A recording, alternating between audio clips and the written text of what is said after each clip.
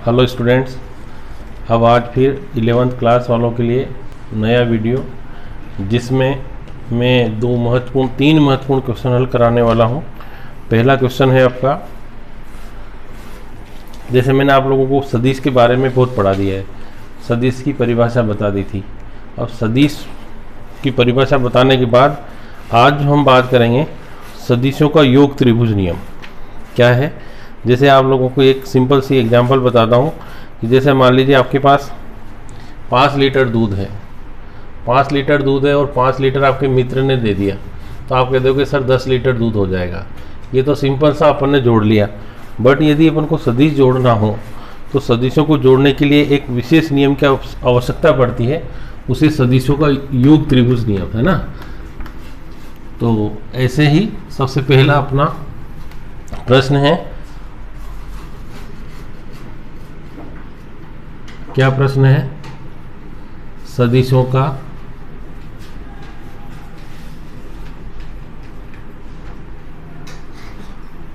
योग त्रिभुज नियम लिखो। योग त्रिभुज नियम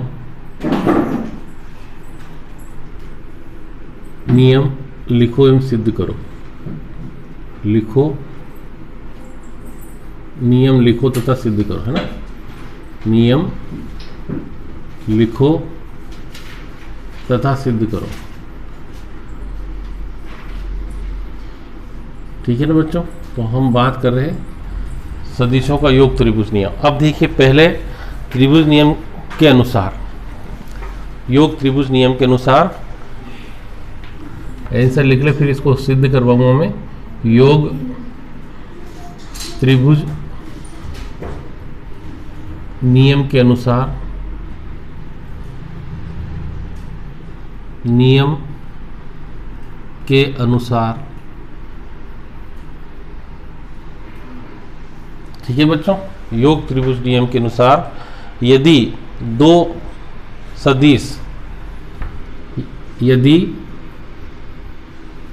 सदिश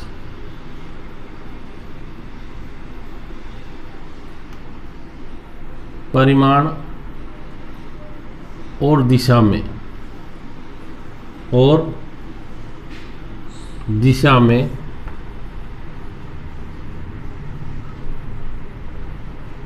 त्रिभुज की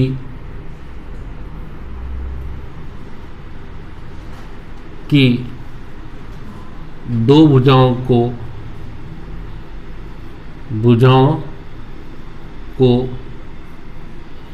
प्रदर्शित करता हो या दर्शाता हो,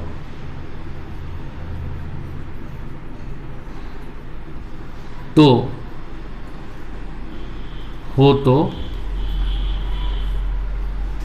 तीसरी भुजा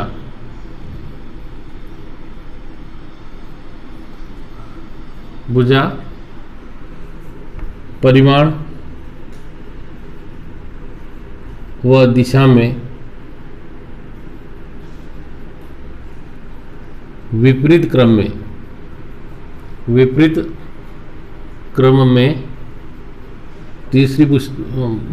में प्रदर्शित करेगी। मान लीजिए अपने पास दो भुजा है, जैसे मान लीजिए ये ए ओ पी वेक्टर है और दूसरी भुजा उसकी पी क्यू वेक्टर है। यदि इसका परिणामी ए वेक्टर है और इसका परिणामी कितना है, बी वेक्टर है, तो हमारा जो त्रिभुज बनेगा, आप देखो दोनों को मिला देंगे तो कैसे हो जाएगा। यहाँ से देखिए ओ पी और ये क्यू, यहाँ से ए वेक्टर बनेगा, ये दूसरा बी वेक्टर है। तो परिमाण में किसी विपरीत दिशा में, जैसे अपन यहाँ से यहाँ गए और यहाँ से यहाँ गए, देखिए। तो अब विपरीत क्रम में किधर से, हम इधर नहीं आ सकते। विपरीत क्रम में इसका परिणामी यहाँ से प्रदर्शित होगा। इसको अपन लिखेंगे आर वेक्टर बराबर A vector plus B vector. ठीक है ना। तो हमारे सदिश का नियम क्या है, जैसे अपन यहाँ से इधर जा रहे हैं, यहाँ जा रहे हैं, परंतु इसका परिणामी जो है हमेशा किस क्रम में बनेगा, विपरीत क्रम में बनेगा। माना, अब इसको लिखे अपन, माना क्या माना अपन ने, ओपी वेक्टर बराबर ए वेक्टर तथा पी क्यू वेक्टर बराबर बी वेक्टर हो तो ओ क्यू वेक्टर बराबर O P vector plus P Q vector, या हम कह सकते हैं कि आर वेक्टर बराबर कितना, ए वेक्टर प्लस बी वेक्टर। यही सदिशों का योग त्रिभुज नियम है, सदिशों का योग त्रिभुज नियम है। बहुत महत्वपूर्ण है, इसको बार बार हमको पढ़ना है। क्या होगा, जैसे फिर से यदि अपन किसी भी परिमाण में एक यहाँ से ऐसे लिख दें, ये ओ पी वेक्टर इधर जा रहा है, इसका परिमाण कितना है बच्चों, और यहाँ से इधर जा रहा है, ये कितना है, बी वेक्टर है, इसको अपन लिख दें पी क्यू वेक्टर। तो हम जब इसका परिणामी निकालेंगे तो अब इधर से बन जाएगा अपना ऐसे, और ये परिणामी यहाँ से बनेगा, ठीक है ना। तो कभी भी इस चीज़ को ध्यान रखना है कि परिणामी जो है हमेशा इसके मूल बिंदु से प्रारंभ होकर के इसके अंतिम बिंदु तक जाता है। हमेशा परिणामी इन दोनों के विपरीत दिशा में भी बनता है। यही त्रिभुजों का योग त्रिभुज नियम है, या यही त्रिभुजों सदिश योग त्रिभुज नियम है, ठीक है ना। अब इसके बाद अगला प्रश्न बहुत इंपॉर्टेंट भी है, पिछली बार एग्जाम में पूछा हुआ था, सभी बच्चे बहुत अच्छे से याद करें उसको। प्रश्न लिखिए, सदिशों का योग क्रम विनिमय नियम लिखो तथा सिद्ध करो। क्रम विनिमय नियम, सहचार नियम, दोनों में से एक जरूर आते ही आता है, तो हमेशा ध्यान रखना, इस प्रश्न को बहुत अच्छे से पढ़ना है। प्रश्न लिख लेंगे आप, सदिशों का योग क्रम विनिमय नियम लिखो तथा सिद्ध करो, है ना। क्या करें, प्रश्न देखो, सदिशों का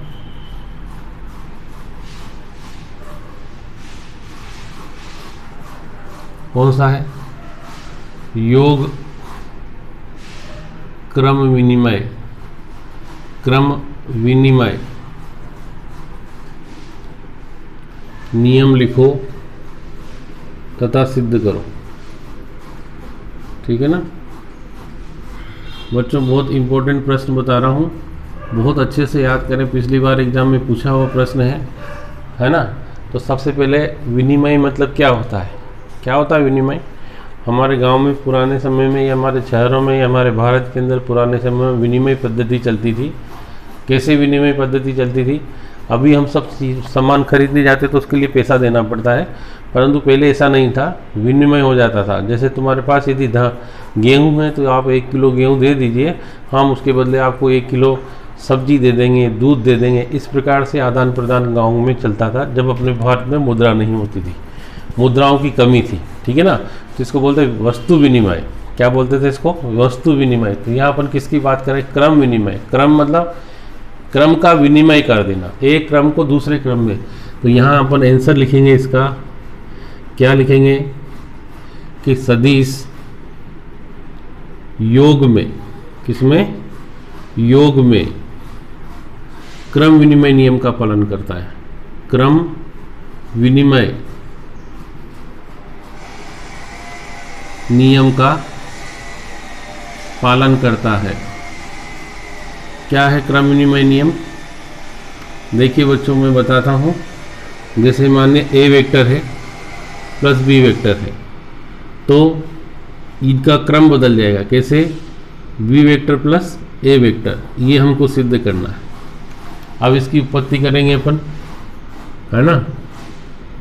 उत्पत्ति में क्या लिखेंगे, माना, क्या माना अपन ने, ओपी वेक्टर बराबर कितना है, ए वेक्टर, तथा पी क्यू वेक्टर बराबर कितना है, बी वेक्टर है ना।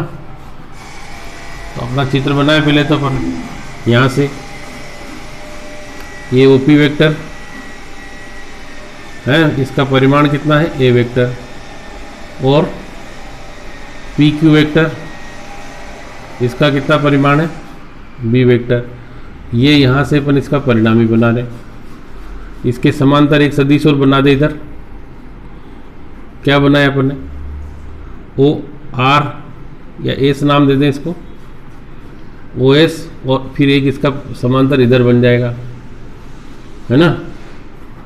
तो इसका भी कितना होगा, ये इसका परिमाण भी कितना होगा, बी वेक्टर, और इसका भी कितना होगा बच्चों, ए वेक्टर, ठीक है ना। तो अब मैंने लिखा, माना ओ पी वेक्टर बराबर ए वेक्टर और पी क्यू वेक्टर बराबर कितना है, बी वेक्टर है। तब यहाँ लिखेंगे, तब त्रिभुज कौन सा लिया, OPQ में योग त्रिभुज नियम से, योग त्रिभुज नियम से, है ना। कौन सा नियम लगाया अपन ने, योग त्रिभुज नियम। अब योग त्रिभुज नियम में अपन ने पढ़ा था, क्या पढ़ा था कि OQ वेक्टर बराबर कितना होता है, OP vector plus PQ vector, ठीक है ना। अब OQ वेक्टर तो अपन ऐसा कैसे लिख दें, OP वेक्टर का मान बताएं कितना है, A वेक्टर, और PQ वेक्टर का मान कितना है, B वेक्टर। इसको समीकरण नंबर कौन सी कहते हैं, फर्स्ट, ठीक है। पुनः त्रिभुज ले लें अपन, कौन सा, त्रिभुज OSQ में योग त्रिभुज नियम से, किससे बच्चों, योग त्रिभुज नियम से, है ना। अब क्या है योग त्रिभुज नियम, देखिए फिर वापस हुई OQ वेक्टर बराबर OS vector plus SQ vector, है ना। देखिए यहाँ से देखेंगे आप, वापस अपन इधर गए फिर यहाँ गए, इसका परिणाम भी विपरीत क्रम में बनेगा। यहाँ से अपन इधर गए थे, इसका परिणाम ही यहाँ से बना था, ठीक है ना। तो त्रिभुज नियम को फॉलो कर रहा है, तो OQ vector is equal to कितना आ जाएगा, OS का मान कितना है, B वेक्टर प्लस SQ का मान कितना है, A वेक्टर। ये समीकरण कौन सी आ गई, 2। अब फिर क्या लिखेंगे, समीकरण 1 व 2 से क्या आ जाएगा,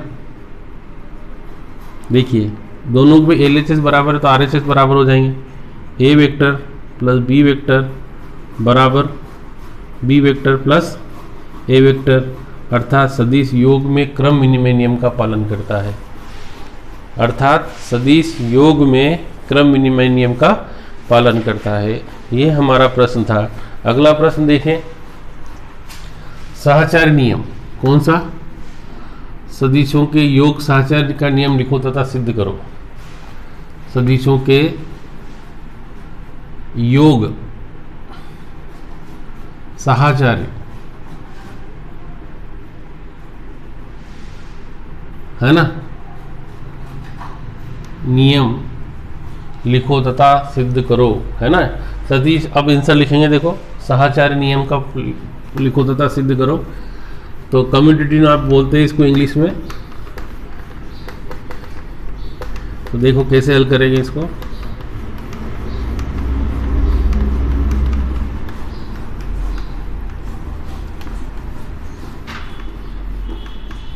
देखिए, है ना। आंसर लिखेंगे, सदिश योग में, किसमें बच्चों, योग में साहचर्य नियम का पालन करता है, नियम का पालन करता है। अच्छा, पहले तो अपन हिंदी में बोले साहचर्य मतलब क्या, दोस्ताना, है ना। देखिए कैसे, A vector plus B vector plus C vector बराबर कितना है, A vector plus B vector plus C vector. हमको ये सिद्ध करना है। हमारे पास 3 सदिश हैं, तो यहाँ पर इसकी उत्पत्ति लिखेंगे अपन।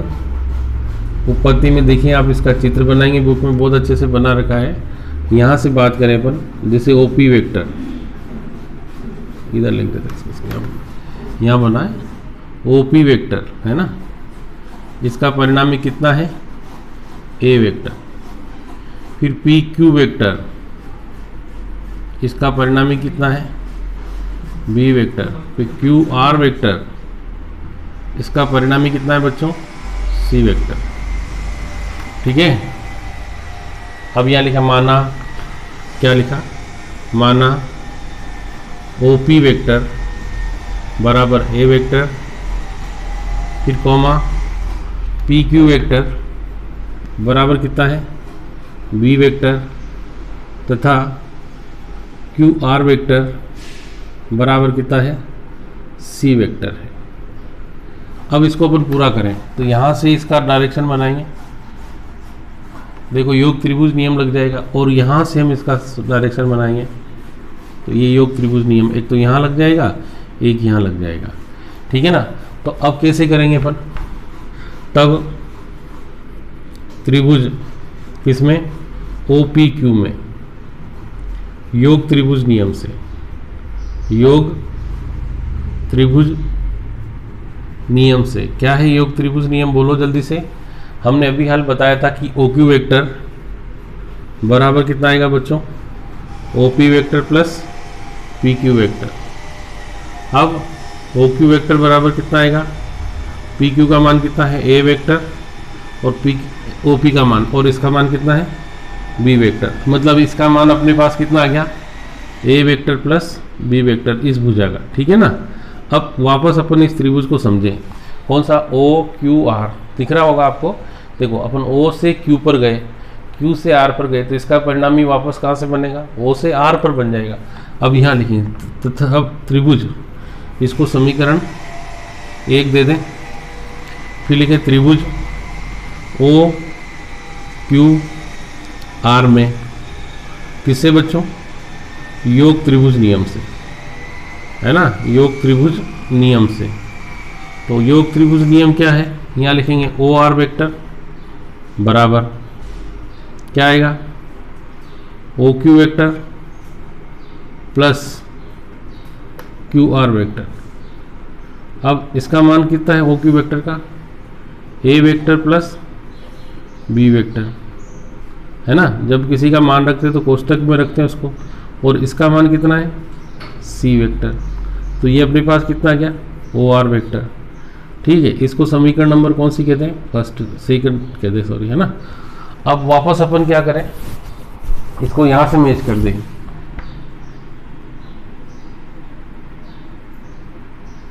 तो देखो यहाँ भी योग त्रिभुज नियम लग जाएगा, कैसे, PQR, ये P से Q और Q से R पर, तो यहाँ इसका परिणामी बन रहा है। एक यहाँ से O से P और P से R, तो इसका भी एक योग फिर से वापस अपन बात करेंगे। यहाँ लिखेंगे त्रिभुज किसमें, PQR में,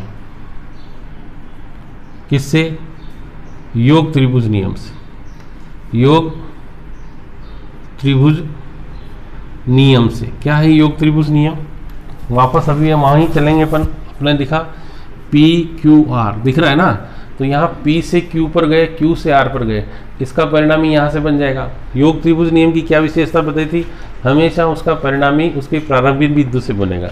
तो P से Q गए, Q से R गए, तो इसका परिणामी P से R बन जाएगा। तो क्या लिख देंगे, PR वेक्टर बराबर कितना आ जाएगा, PQ vector plus QR vector, ठीक है ना।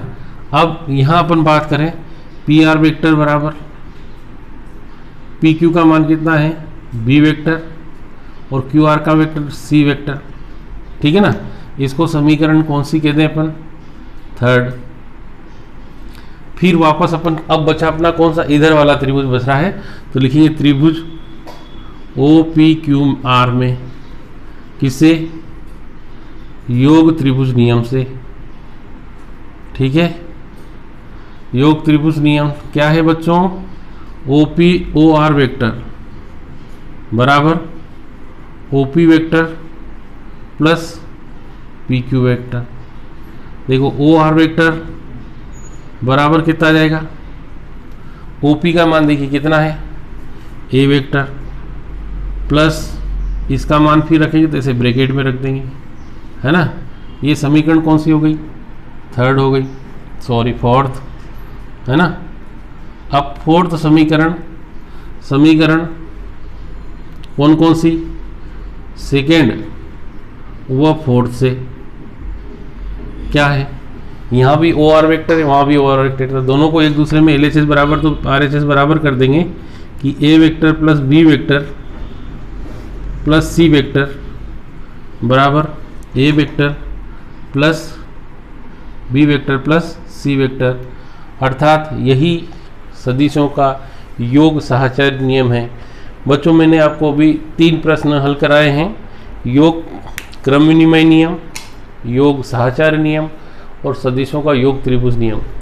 तीनों में से एक प्रश्न हमेशा एग्जाम में पूछा जाता है, बहुत अच्छे से याद करें। 11th वाले मेरे चैनल को अधिक से अधिक सब्सक्राइब करें, हो सकता है मुझे अभी तक क्लास में भी केवल 3 स्टूडेंट मिले हैं। मैं कोशिश कर रहा था, एक दिन एक स्टूडेंट को भी पढ़ाया हमने, ठीक है ना। तो अभी बड़ी समस्या है, 11th वाले बच्चे बहुत कम पढ़ने को दिख रहे हैं। तो आप अच्छे से स्टडी करें और इन प्रश्नों को नोट करें। मैं समझता हूँ बच्चे बहुत बढ़िया से पढ़ रहे होंगे। Thank you.